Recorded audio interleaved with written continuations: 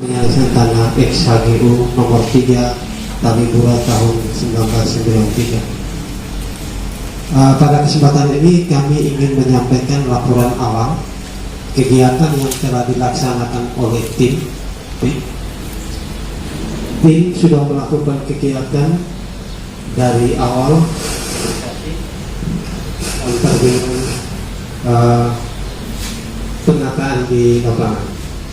Kondisi lokasi XHGU nomor 3 itu dikata karena setelah penataan pasti ada kegiatan berikutnya, penertiban dan pendayagunaan. Hasil pendataan dan inventaris lapangan, tim kecil dalam arti dari ATR telah memplengokan kepada seluruh tim. Setelah itu hasil pleno itu dikaji kembali pada PT Trisrama, yang kedua kepada perwakilan atau mediasi masyarakat HGU yaitu Pak John Bala dan Pak Huben Thomas. Pada berikutnya apa yang dilakukan itu telah menuju pada sasaran yang sama, artinya penataan terhadap bidang tanah tersebut, yang mana telah dilakukan sebentar akan dipresentasikan oleh Kepala Kantor ATR BPN Kabupaten Sika. Di dalam diskusi terakhir meredam kondisi sehingga pada saat terakhir kita membuat rekomendasi akhir kepada Bupati dan merumuskan serta bagaimana SK Bupati itu dan kita deklarasi berkenan, maka dari pihak pertanahan melalui tim akan memberikan kepada Pak Huben dan Pak Jambara. Sangat itu tidak orang per orang, sertifikat kepada suku,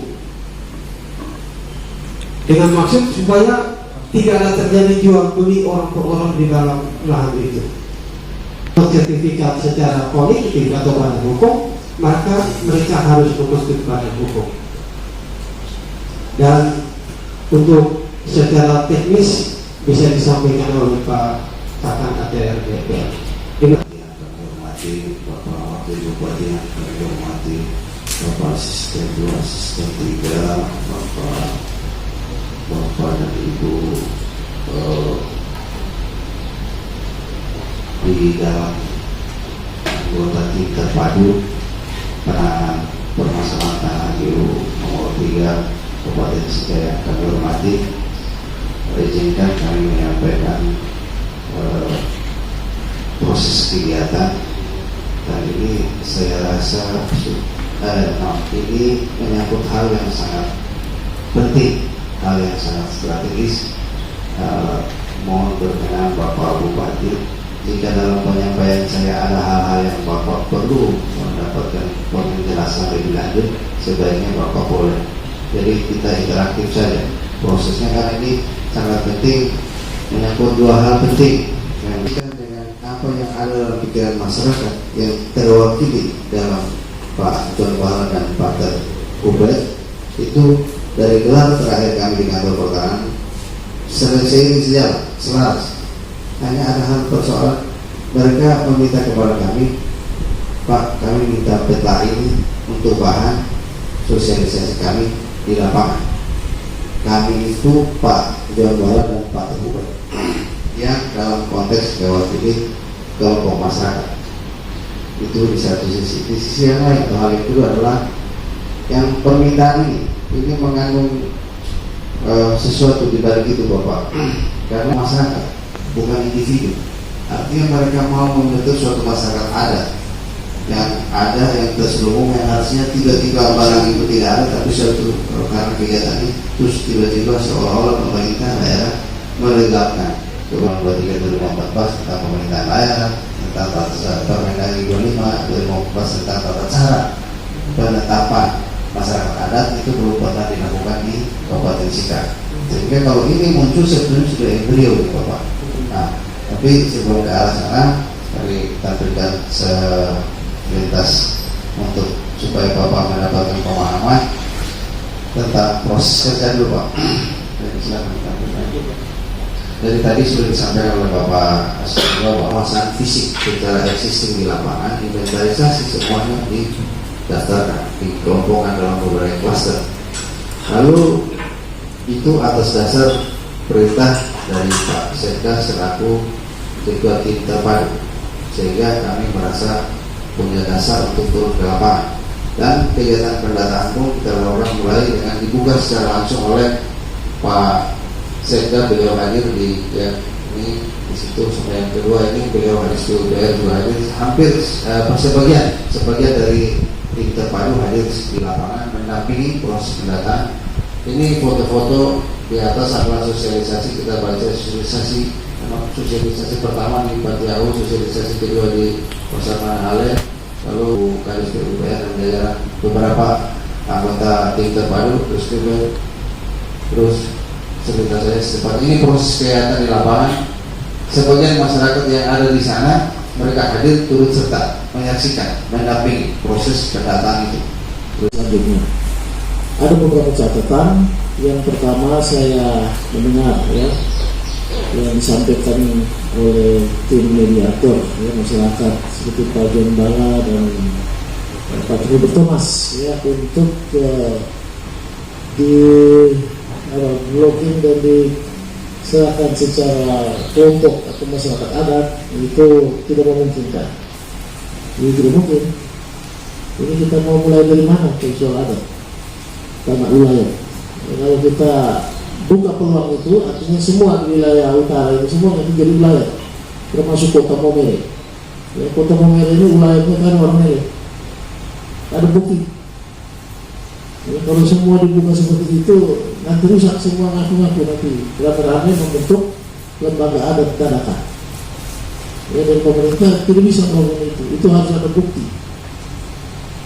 Jadi yang terakhir peninggalan Belanda itu yang terakhir. Jadi kita membentuk negara kesatuan Republik Indonesia terakhir kita benchmarknya dari situ.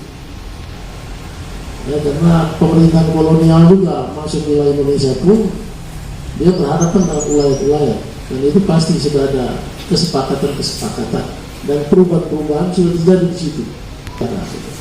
Jadi kita tetap dengan perubahan kita, nanti kita atur itu perorangan. Jadi ini menjadi prinsip. Kalau kita mengikuti usulan itu, saya pikir itu sulit. Mungkin sampai kapan selesai itu kita masih menunggu.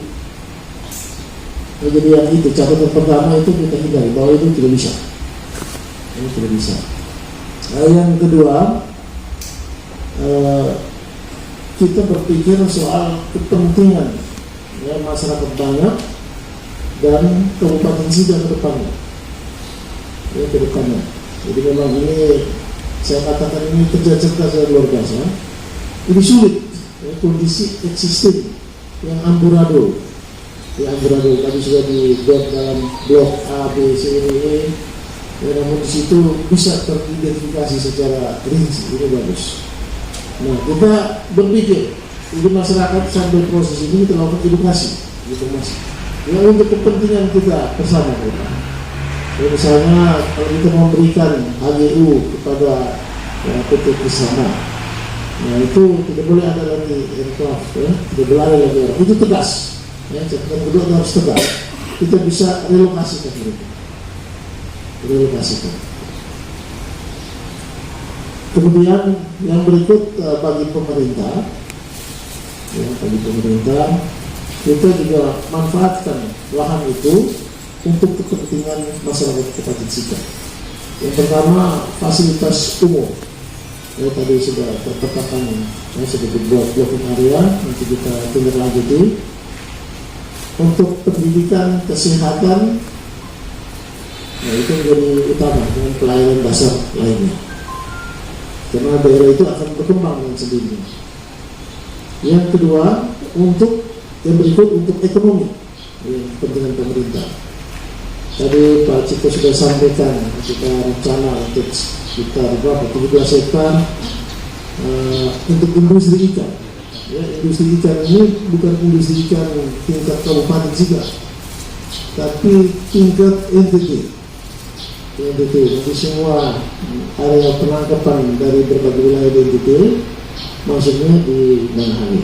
Di situ akan dibuat industri, jadi dipisahkan, akan organisasi ini jadi apa, kemudian diekspor dan antar pulau. Nah, itu kepentingan apa, ekonomi.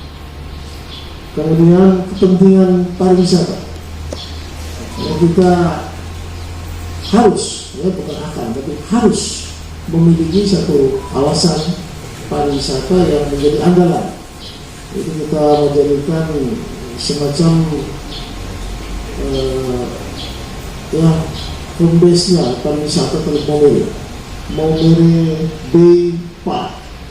Ya, kalau di Jawa Timur itu ada Jatim Park, kita harus memiliki jadi wisata dengan berbagai macam atraksi, ya mulai daratan sampai dengan potensi panorama bawah laut, pulau yang mana potensi wisata baharinya sangat kuat. Jadi pariwisata, jadi satu blok, ya, blok khusus, nanti Maumere Bay Park, ya, Park, jadi situ aman terbesar, ada bermacam-macam, ya, termasuk semua spesies. Bila perlu kita menjadi jadi itu Teluk Maumere. Nah, ini kerja besar, dan ini bukan rekomendasi sendiri, harus didukung dengan Bapak Presiden lagi melirik ke Flores dan Labuan Bajo. Itu sebagai satu kesatuan. Karena kalau bukan ini, kita tidak punya tempat lain lagi. Nah, ini adalah potensi dan peluang yang harus kita ambil. Untuk kepentingan siapa? Untuk kepentingan masyarakat Sulawesi.